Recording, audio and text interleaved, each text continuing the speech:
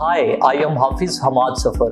Today I will tell you about our startup, which is Simulation Modeling.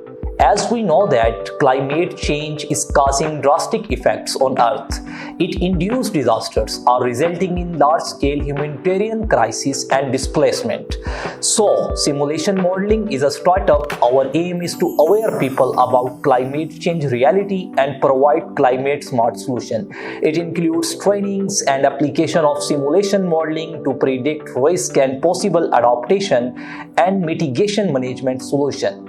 Climate Smart Kids School is also added in our long-term plans. If I talk about our visions, being a climate change expert, our vision is to see simulation modeling as a lead providing climate risk prediction and smart solutions venture. Founder of this startup is Dr. Mukhtar Ahmed, who is Assistant Professor in PMAS Arid Agriculture University, Rawalpindi. Along with that, we have 4 team members, including me, myself, and Ashir Samin, Sadia Nasir, and Bilal Iqbal. So guys, this is all about our startup, which is Simulation Modeling. If you have any question, you can ask anytime.